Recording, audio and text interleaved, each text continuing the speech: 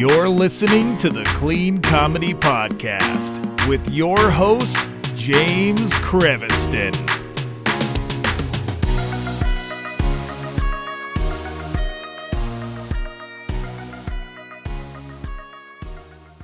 Hey, everybody. Welcome to the Clean Comedy Podcast. It's James, and today I have a great person for you guys. Actually, what's funny is if you know stand-up at all, if you know any comedy stuff, you've seen him, you've heard him, whatever. If you're in LA, he's around. I had no idea that we're actually neighbors, not like actual neighbors, like we don't live right next door to each other, but we're like in the same neighborhood. So we'll talk about that on here. But he's a comedy icon. He's a recipient of 2 Emmy Awards, an American Comedy Award for Stand-Up of the Year. He does more than probably any person on the planet. He's kind of like what I want to do. He's a producer, a writer, and just a long-standing figure in the comedy world. And now he's about to launch a new personal development program called Winning with Humor. Please welcome the very funny, the very talented Mr. Craig Shoemaker, aka the Love Master. What's up? Hey, how many times do you get to recruit your podcast guest from being in front of Vons? How many times you get to recruit your podcast guys and suggest that they go get a piece of pizza for dinner at the same time? Yes, I did. I went off. My meat died, and I did have a piece. I love Parma. I go there. Dude, it's so good. It's so good. I had my family in there already, and I went to the chicken place to try to stay with my diet, but it was like bread, and I'm going, all right, I'll just go have the damn pizza. So I love Parma pizza. It's so funny. So for anyone who doesn't know, like the story is, I've kind of like been back and forth on trying to get Craig on the podcast or whatever. And I go to Vons, I think it was last night or the night before. I'm going there and I'm walking out of, I just ordered pizza and I walked to Vons and I'm walking back to go get pizza and he's walking towards me. And you know, when you have that moment of like, I recognize this person, I had that moment, but I was like, it can't be him. And he walked past me, but I was like, you know what? I'm just going to stop and ask. So I stopped and said, excuse me, are you Craig Shoemaker? And he goes, yes, I am. And then like, there was an introduction. It was just really funny, but it's one of those moments of where you really weird about it is I was thinking of you that day. I was going, I wonder what ever happened to that. I think I liked something on your Instagram that day, which I don't do that very often. I'm very busy and, but I was like, how come I never did their podcast or the shows or whatever? So, and there you were. You're my neighbor now, so I'll be over for a cup of sugar. Dude, anytime. We have a pool and a hot tub. You come over, you hang out, do whatever, man. I'm down. Now we're talking. All right. Are you touring these days? I toured with Darren Carter, but right now I am preparing to get ready to, I put together a 25-minute set for Dry Bar. So I want to do Dry Bar and get a Dry Bar special recorded and stuff. So that's the big goal. I might have a gig for you. We'll talk off air. All right. I still air, but like we're on radio. I cannot get used to it. It is like air though, because people listen to it in the car the same way they listen to radio. Like I always do. Usually after gigs, I'll listen to my set and then I'll listen to a podcast to kind of like come back down. I don't know how you do gigs or whatever, but let's talk about your comedy career. Let's talk about that. And then I also want to get into Winning with Humor because I am very excited to learn about this. I kind of looked it up a little bit, but I want to know more about it. So tell everybody who might not know you, which I don't know why they wouldn't. A lot of people don't know me. I'm just dating again, and I'm on these dating apps, and I literally I was on a date with someone. She goes, "You're so funny. You should be a comedian." so it's like, well, there's another one that doesn't know who I am anymore. It's like if you're like under 33, it's a very good chance you've never heard of me unless you were with your parents at the time. So I've been at it since high school, junior year of high school. That was my first professional gig. Wow. I put myself through college, and I've been doing comedy a very long time in different situations too. I went everywhere from I go between the strippers at a strip club to a fraternity party to 75,000 people at the University of Florida. It's just been everything that you can possibly imagine in this journey of comedy, and it's just led to so many other things. That's the thing that I have a hard time with. Other people need to put you in a box and I go, oh, he's a comedian and that's it, and I'm just like, no, life is so much more abundant, especially in the creative arts. So I produce and I write and I wrote for a sitcom and I wrote movies and I produced movies and act and actor and all these things.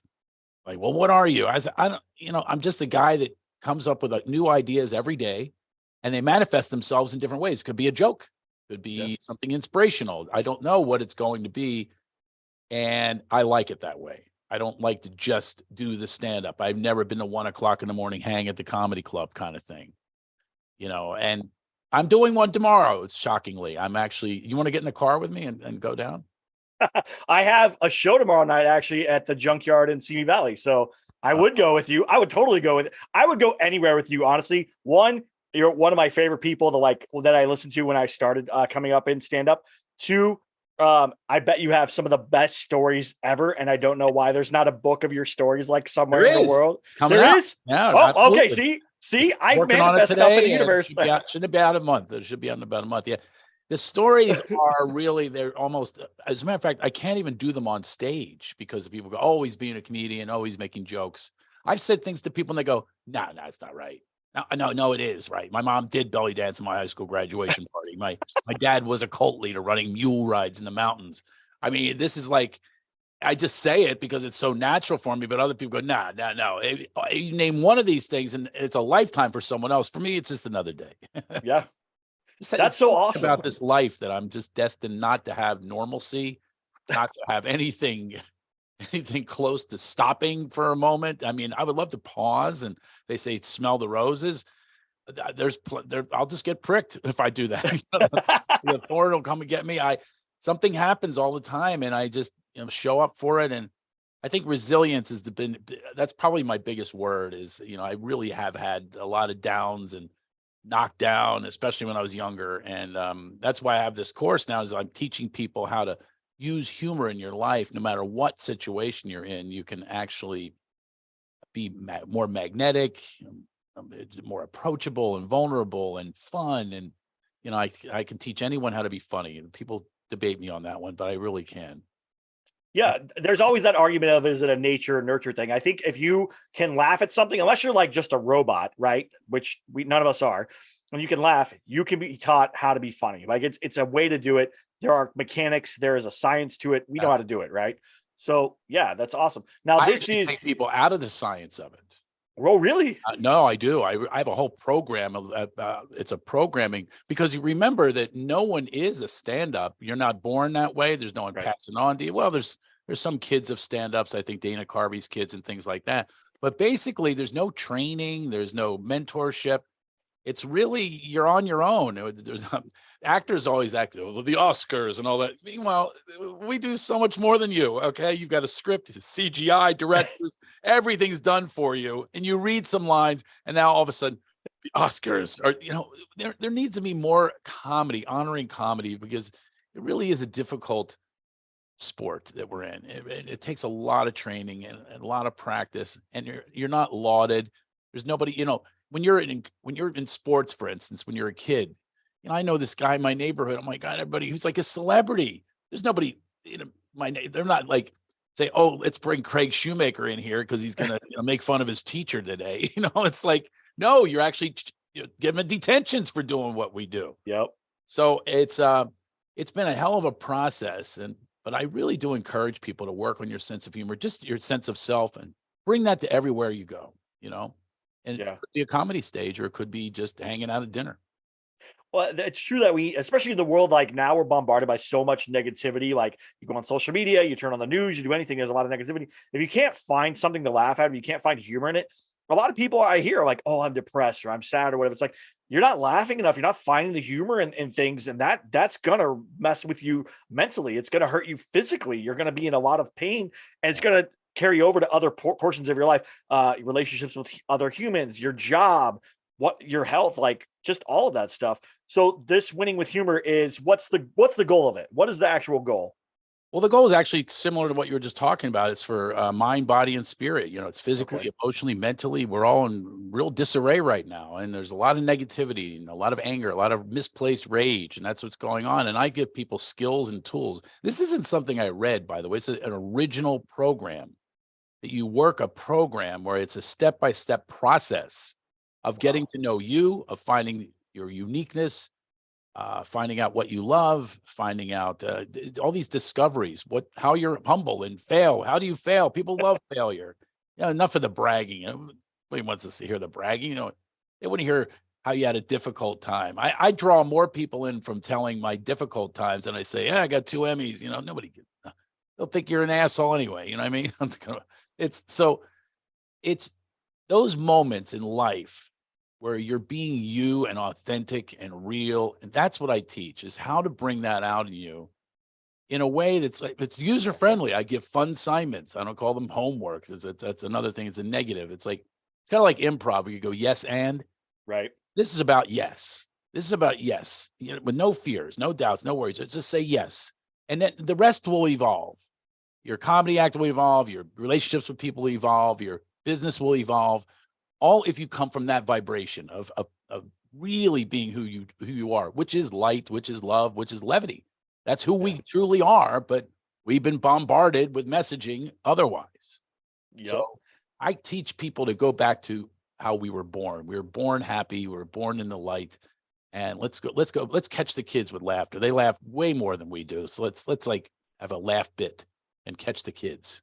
I love that. Now, you are all about positivity or whatever. You do a thing. It used to be monthly, I think, at the Canyon Club for like nurses and first responders and all that stuff.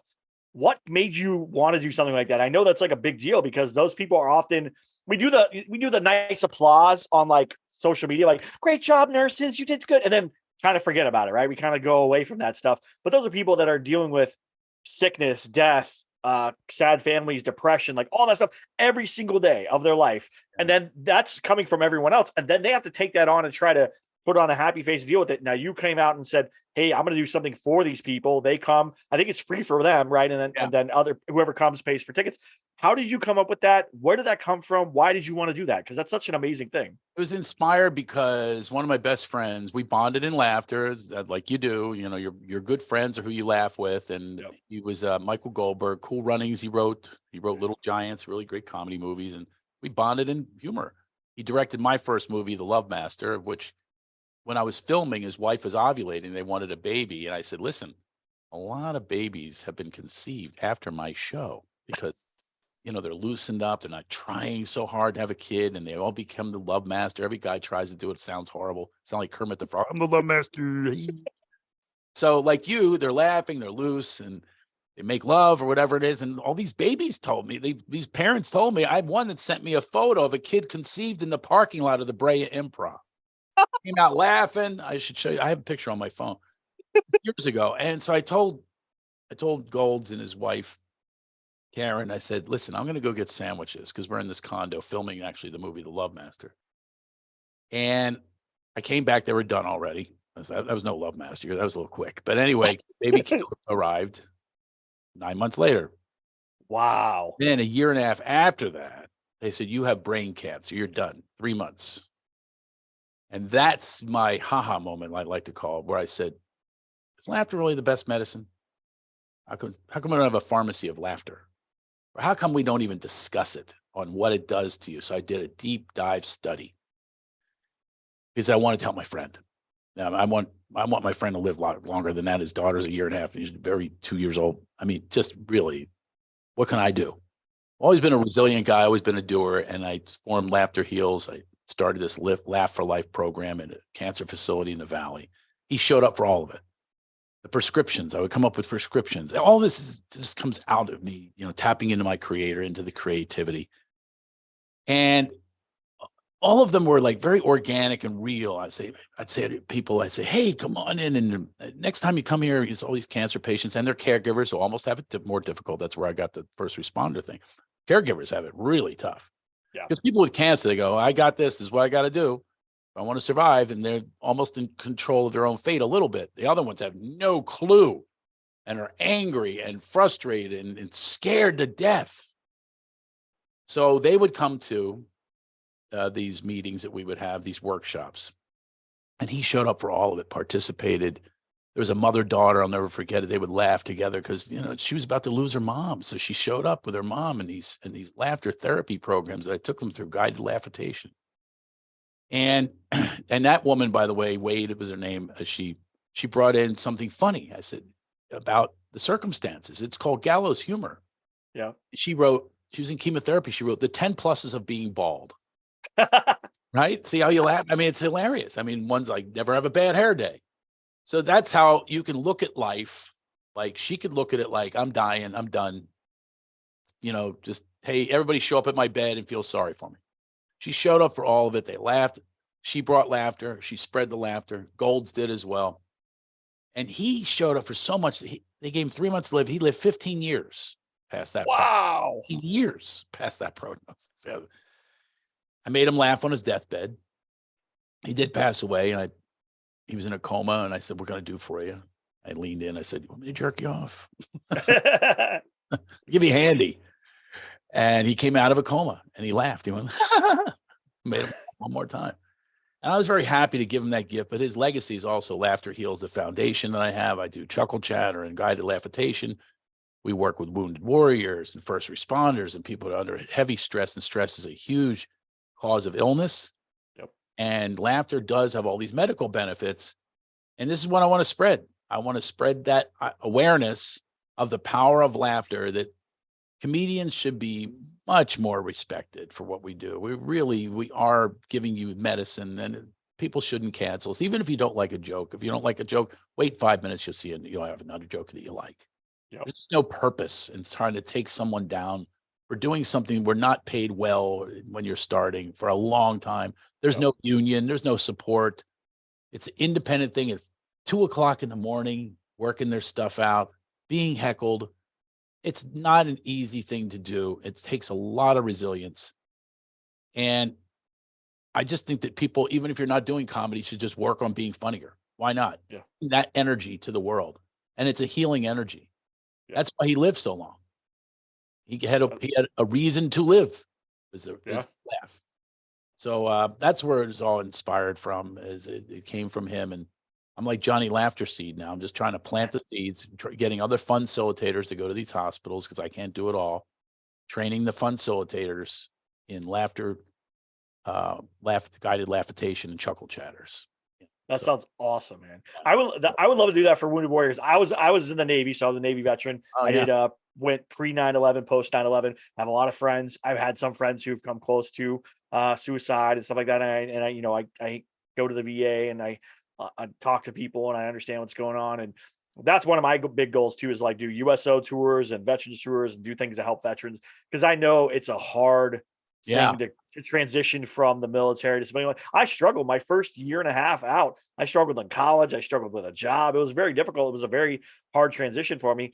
And still I have moments of those flounderings. And so to see you doing that's awesome, because that's exactly what we need, Yeah, and how I look at it is I empower people to go do this development yourself. Like I give them the tools for living. I don't just leave them I do an 1.5-hour show and it's a really good show and people stand and are very happy. But where does it go from there? I won't be back in Tempe until another year, right? Right. But what I do is have them access their inner comedian, access how they can be funny and give them this whole tool set. And it's really cool to watch. The first course was this couple months ago. Look at this. This is one of my favorite moments. These are some of the people they were captured laughing. Oh, wow. In these Zooms. Yeah. They're all captured in a laugh. And this is what we exchanged all the time. And now everyone knows one another. And the ones in Pennsylvania are like hanging out. I'm kind of jealous, And, people here, like one ran into Samantha in Costco, our local Costco. And to me, this is something that this is Gold's legacy, and it will be my legacy as well, is to pass this on, the importance that we should put in joy and fulfillment and mindfulness and connectedness. And this is what we're doing. We're building a laugh mob. It's a movement, and we're starting this movement. If you have anyone who's depressed, buy them the course. It's a great gift. You know what I'm saying? It's like, this is where I think we're missing in society is we don't put this anywhere close to the top. Yeah. Comedians don't get reviewed. Music does. Movies do. Everything gets reviewed. Comedians don't. We're the first to be canceled. They're after, the bad joke. FCC's always been after us. Bad language. I like to say, really, you're concentrating on the language, which is all subjective anyway, and you probably say this language in your real life. But in the meantime, you're protecting your child from hearing this. And what do they see on television? Rape, molestation, schoolyard shootings. This is what they are desensitized to. The games that they play are not games. It's like I form Laughter Heals Gaming, actually, because these kids are bullied and stressed and depressed. This is my way of I don't want to say battle. This is the way to really shift into new consciousness, is keep developing from yourself, your organic self, your genuine self, and bring that to people. Bring that to your friends who are having a rough go. The suicide rate for veterans is unbelievable. It's off the charts, far more than any other occupation. And I feel for them deeply. I mean, I understand this. However, there is another way. If you can, you're programmed for these responses since birth, by the way. I mean, as soon as you come out of the womb, they're going to get in line. I have a new book called Get Out of Line into Alignment. Get into alignment with your true self, your true light. And these lines are all about rewards. We'll give you a pin, a medal. We'll give you a good grade for memorizing Columbus sailed the ocean blue in 1492. There you go. You get an A. Right. Wow. What is that doing for you? It's just regurgitating what they want you to. They don't want you to think or believe or feel. And they want to do it for you. That's what comedians, why we're a threat. We're independent. We're pulling the curtain on the Wizard of Oz. We're Toto. Yeah. People are threatened by it. And that's why they're trying to take us away. But listen, you have a podcast. It says comedy in it. Yep. That's an attraction. So keep shining that light and they're going to come. Yeah, they do. They come and listen. And I'm glad. It's all about spreading the message of happiness, of joy, of fun. Like comedy is a thing that changed my entire life, right? Because I did that. I was in the line, right? I went to the military. I went to college. I got a degree. I got an MBA. I did this thing, and I was just like not happy. It was like constantly being like, oh, there's something missing in my life. And I started stand up at 35 years old. Wow. You know, a little bit before 35. I was doing it so I could do a birthday show for my 35th birthday. I was like, I'll do my own birthday party, throw my own party and do stand up for my 35th birthday. My headliner was my good friend, Preacher Lawson. He was a headliner. I decided I was going to do half an hour of stand up. Keep in mind, I started about 9 months before I turned 35. And on my 35th birthday, I was going to do a half an hour show. That's insane. You know that. Yeah. No one should do that. No one should do that ever. Ever. So I did it about 15 minutes. I said her pretty good. The rest was junk and garbage and just so jokes. But it really caught something in me. And I really said, I want to do this more. And I was doing mics and doing things to prepare for that. But after I did the show and people had seen it, they were like, you should keep doing this thing. And I was like, all right, I'm just going to keep doing it. And it just snowballed into producing my own shows. And then the podcast was part of it. And just like a lot of other things happened. And I see this positive thing happening from stand-up, not from me per se of, oh, I'm a stand-up, I'm making the world a better place, or it's me that's doing it. No, laughter is changing people, and I can see it affecting other parts of my life and affecting other people in my circle, in my space. And that positive energy, that humorous energy is changing that world around me and making it a more positive and happy place. And that's what I'm grateful for. That's the right word too. Energy. I talk about genuine energy flow. It's a genuine energy flow and it flows. And if a river's flowing, it's going to have impediments, rocks and dams and everything else, but it keeps flowing. We have to stay in flow and not stagnation. That's where rage comes in, misplaced rage, and left wing, right wing, everyone's fighting and, fighting for the right to what? Yeah. What? It's like all these people are collecting money up here while you're fighting down here. Exactly. We got to go to a higher level, just bring this up to a higher level, rarefied air, just hang in that air. And there's more people that are going to be attracted to that. Moths are attracted to the light. We need to be more of the light. And that's why with comedy, I don't understand why comedians fight amongst one another. We should absolutely be. I do think that we came more together during the pandemic as we all got hit. Yeah. Everyone got hit. It didn't matter if you were the most famous comedian or the least famous comedian. Everyone got hit. Yeah. I was doing shows in Harrison Ford's backyard. He raised his kids in front of a pool. I just picture him yelling at his kids, do another lap, damn it. Breaststroke, Chewy. I mean, I was imagining him. It was a lap pool, and the audience was on the other side. I'm going, oh my God, what has happened to this career, and what has happened to comedy? Here we are. We do comedy on Zoom and with no audiences, and it was really it was a tough road, but I do believe there's a boom happening now that people are going to want to go out. Yep. We're out now, less afraid. And that's what comedians are. We're fearless. Get out there and be fearless. Yeah. Really do something to your body, your mind, your spirit. You're oxygenating your body, healing endorphins being released when you laugh. All these things are happening while you laugh. And you literally can't be stressed while you're laughing. I always say, I have the audience do that. I go, yell out, I'm depressed while you're laughing, right? I'm depressed. In that moment in time, you're not depressed at all. Those chemicals have taken over better than a drug. Yeah. And that's what people need to understand. And obviously corporations and big pharma are threatened by it. We need to stand still, okay? And not just accept everything as, oh, this is normal. Now step out and be abnormal and watch what happens. Sure.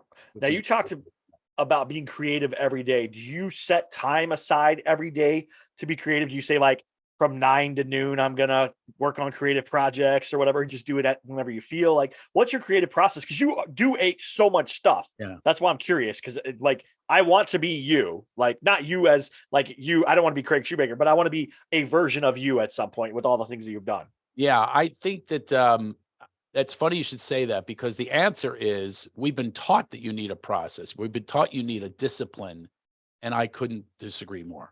Okay. I am creating right now as we speak. Okay. And what I do is I take the onus off of everything, and I don't have an agenda.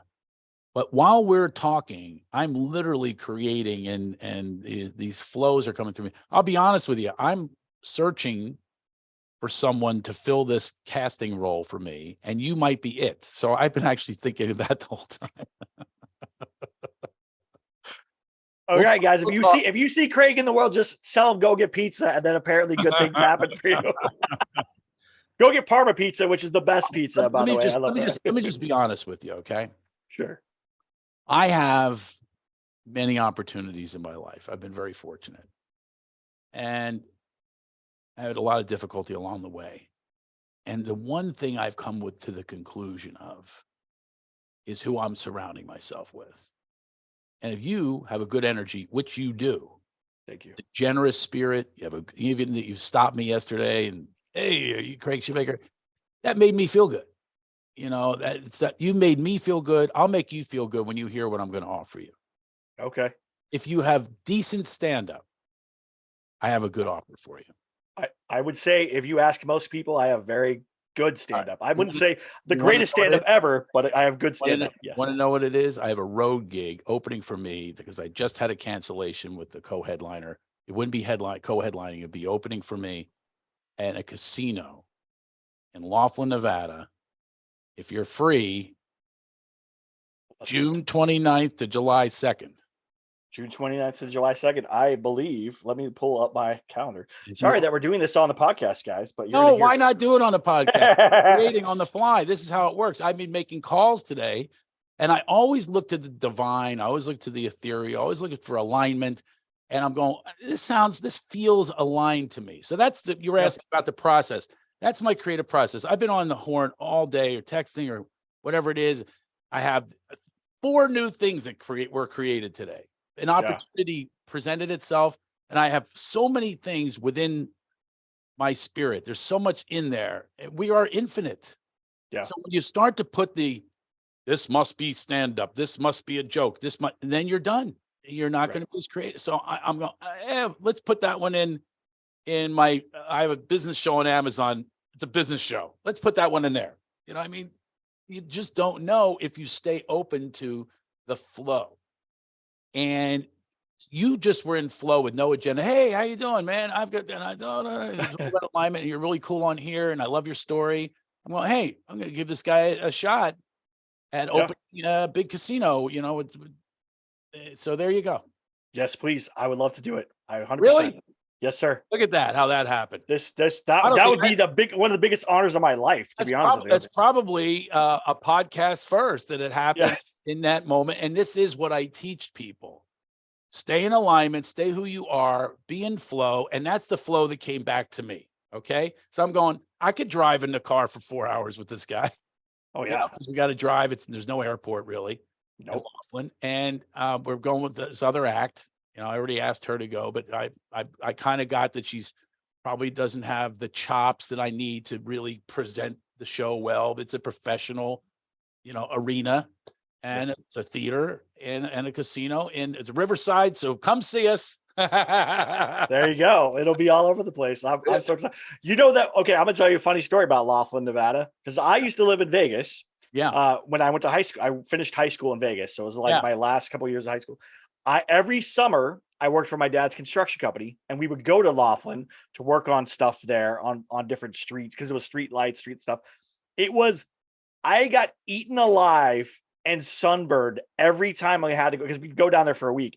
I would come back covered in like bites from bugs, but also my skin would be all sunburned. It was like the worst week of my life ever in Laughlin. It was so crazy. They get those river rats that go there, and those mosquitoes. Oh, they live for that swamp. So I love it.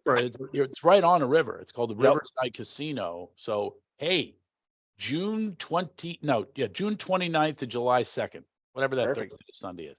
And you and I will ride from our neighborhood here. I'll go rent a car over here at Enterprise, and we'll ride together and have some fun. We'll continue our podcast. Like, yeah, that'll be fun. Now, the other thing is, the other famous thing that's happened on the way to Laughlin, or that happened to somebody in Laughlin. A famous comedian was going to Laughlin, and they died there. Sam Kinison. Yeah. I knew you would know. Of all the people, most people would not know that, but I knew that you, of all people, would know that 100%. And so, yeah. Absolutely. Yeah. Well, yeah, it was an interesting story too, how when he was dying, he was having a conversation with God, and it's an interesting story. Brilliant guy, really genius. Brilliant. Obviously a little tortured and stuff like that.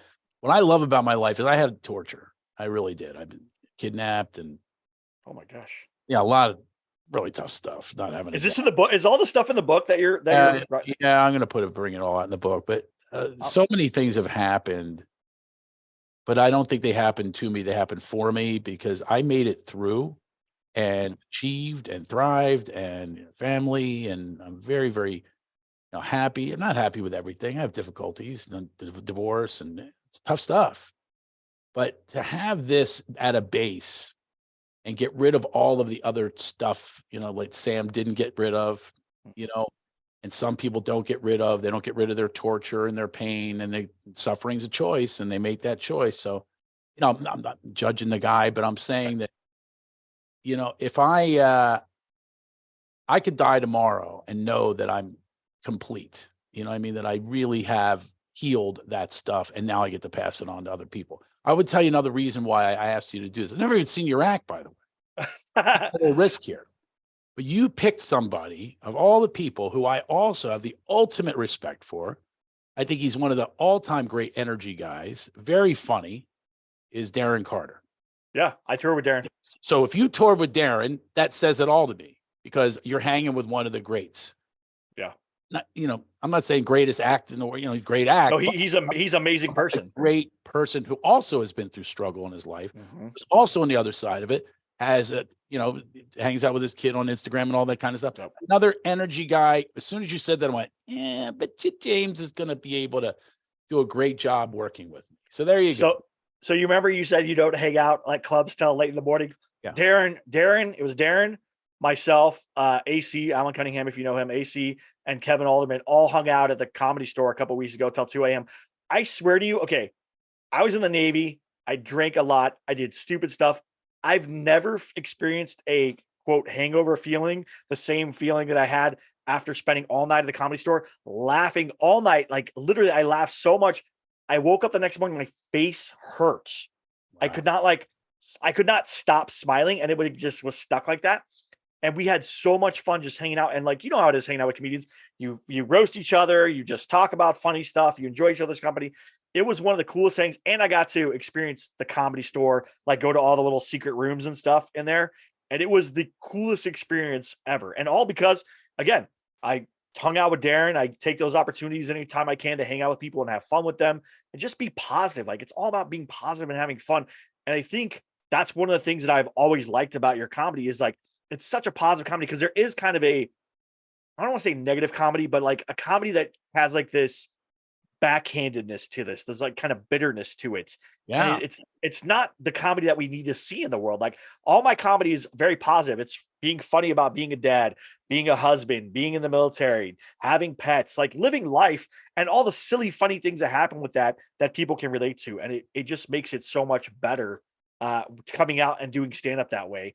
Hmm. I love two of my favorite comedians growing up were Andrew Dice Clay and Chris Rock. Now, they're not known to be positive comedians, right? They're not really positive comedians when they do their acts. Chris Rock can be now and then, but Dice not so much. And so Well, that was kind of I'm gonna debate you on that. okay. All right, I love this. I think the Dice is positive because of the character that he's playing. If you buy into that, it's just lighthearted fun. Yeah, I guess that's true. He's really playing this character, a caricature that exists, but it's such a exaggerated form of it. So he's just having a good time with that guy. I mean, he makes me laugh on Instagram because he had people that he'll insult people, and he had, what he's going to do to the guy's wife, and the guy loves it. Yeah. He's not going to really do that to the guy's wife. It's not to be taken serious. But of course, there's the people that, oh my God, he's a sexist, and all the ists that they threw label on. People don't understand. Comics are just having a good time. We're playing a part. Yeah. Not like this. We're not saying, hey, follow me being a sexist, or, the Love Master's another character I'm making fun of a guy that talks about his big junk and he thinks that he's the best lover in the world. You know what I mean? I'm talking about a guy who's like that, just like a character in a movie. You're not going to say, stop this movie. Right. That's true. No, of course they're not. They're going to watch the whole movie without a word. So that's what's amazing to me about the standards that people have with comedians. And, I was so quick triggered. Dave Chappelle talks about, trans for like a minute. And they can't even tell you the joke that he tells. It's so offensive. Nobody can even name the joke. It's just we get in these mobs. It's the mob mentality, the virtue signalers. Let me show you how great I am. I have a new saying. I'll show it to you. Here we go. I'm excited. My new saying. Oh, that's right. You had the shirt on. You had that shirt on when we talked. Yeah, unwoke AF. I tell my kids it's unwoke Air Force. But I'm in the unwoke Air Force. And I had somebody, I go way back with her. She really criticized me on Instagram. And I went back and I said, you're doing exactly what I'm talking about here. It's not against. If you would say, hey, I'm empathetic, if you would say, hey, I'm pro compassion, that's great. When you're claiming you're woke, and that means other people aren't. That means you decide that they're not based on something that you believe. And she came out with like some real stuff like, you're a white male. And I was like, oh, well, so then you're being intolerant. You're being intolerant, and you're guessing, and you're projecting all of these things. So if you want everybody to have equality, if you want people to listen to you, then why would you shut me down and my free speech? So I've got a whole tour happening now, Unwoke AF. I love it. And listen, I'm a good guy who believes in their causes most of the time, but you're not going to dictate when I'm not following your lead or your language. Like, I always say, I had a friend, Kathy Breen, right? She moves out here. She's Kathleen. I have a hard time calling her Kathleen. It's like I have a hard time saying that, if a word changes, or, how many GTLSBs. It's not ignorance. It's not like I'm saying I'm anti. It's just, it's hard to keep up. Bruce Jenner is my friend for many years, and all the police are on me because I say Bruce Jenner. Yeah, that was my friend.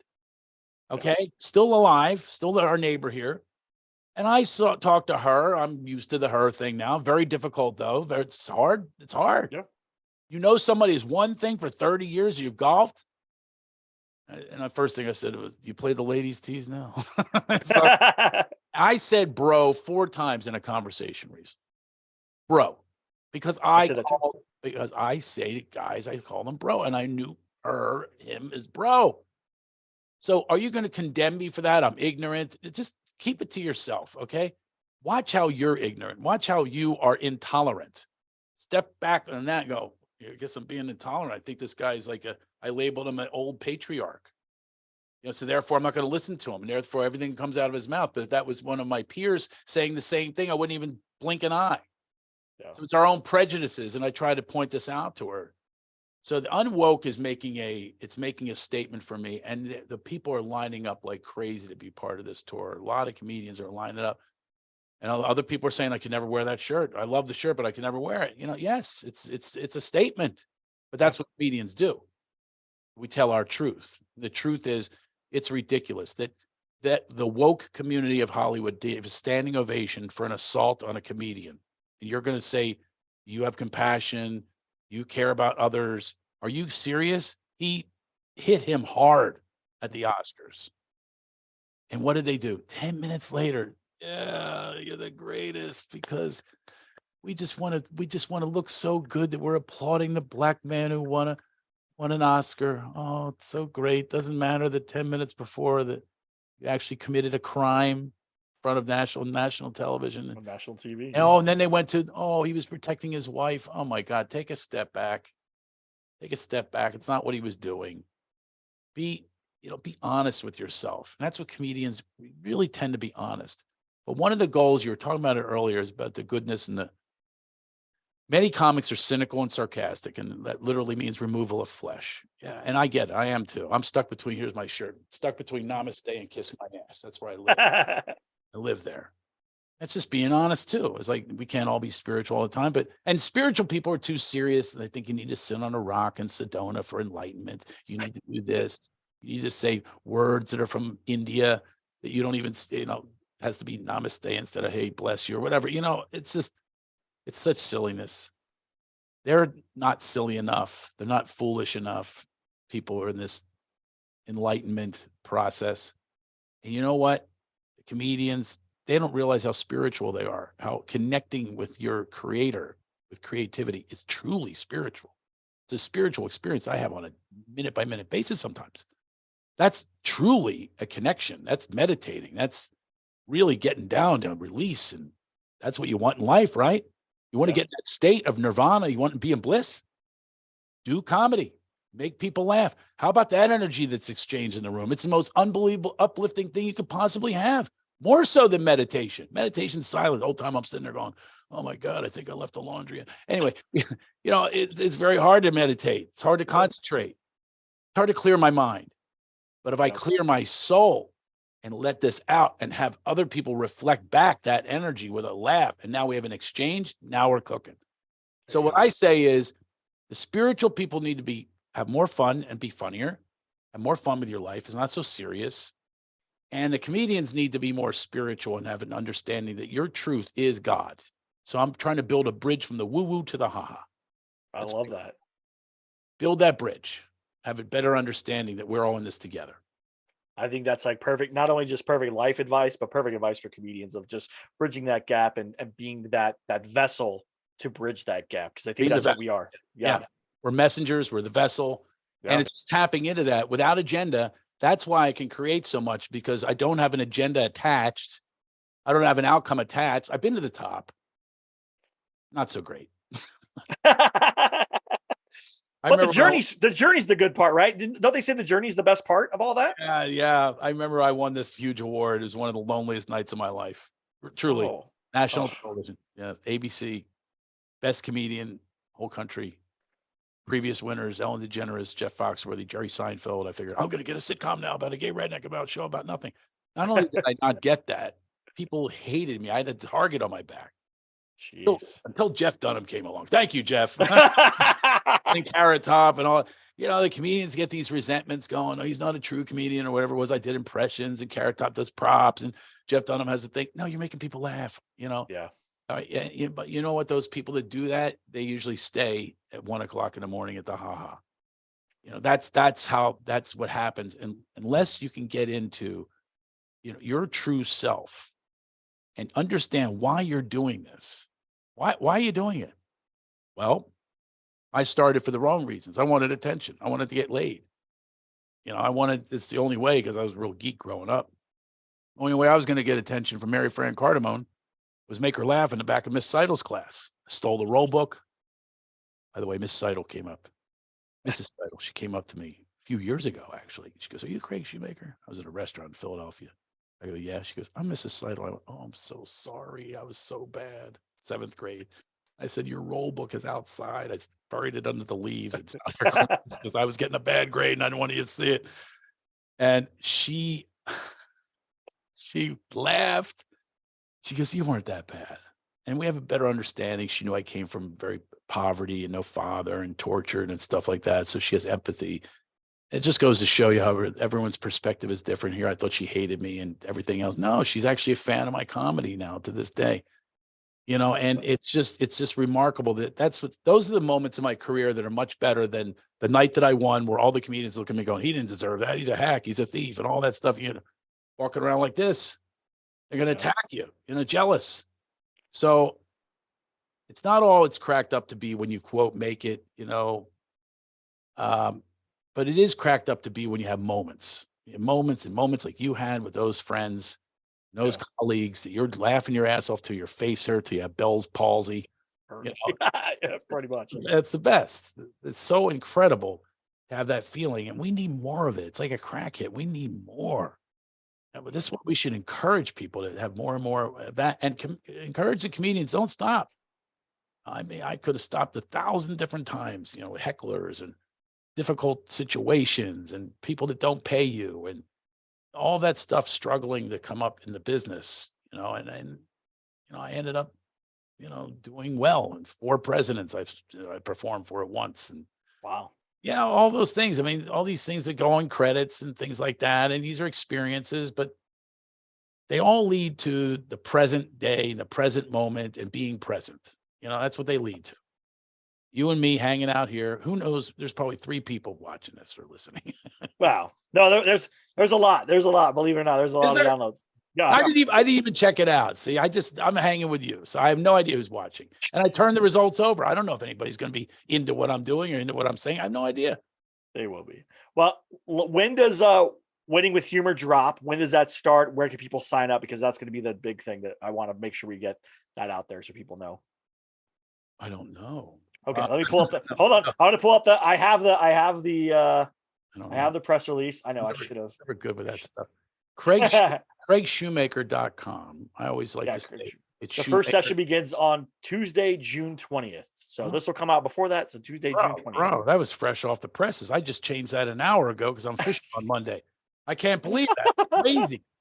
Yeah, that's when it does. Yeah. So winningwithhumor.com /Facebook. Facebook, just go to CraigShoemaker.com or winningwithhumor.com. You sign up ahead of time. I've got a lot of free stuff leading up to that, by the way. Okay. And you benefit from it. You just watch. I got to sign up. Watch these things. You just benefit. It's just by being around it. You see the exchange of energy. By the way, all the people who took the course before, they're still hanging out. Oh, wow. Oh, yeah. They're still in the group. They have a lifetime membership. That's awesome. Yeah. We're starting a movement. We have a movement. We started the movement. And this is just this flow that we're all in, and it's this exchange, and it's so much fun. Listen, you could have all the work in the world. It's no good if you're not having fun. Exactly right. Yeah.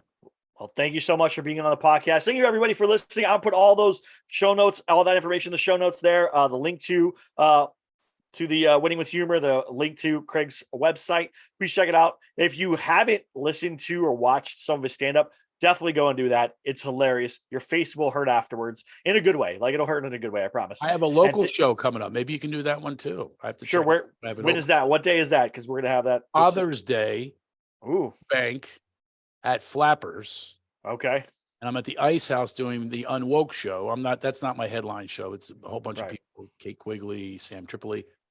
I love Sam Tripoli. I met Sam Tripoli a couple weeks ago. I love Sam Tripoli. That's that show. But if you want to see me, maybe you opening Flappers in Burbank, go to my website, check it out. 7:30 show on Father's Day. What a great way! Father's Day. I do a lot of bits about being a father. So do I. So there you go. They're going to come out. You're opening for me. Those go out though. Whoa.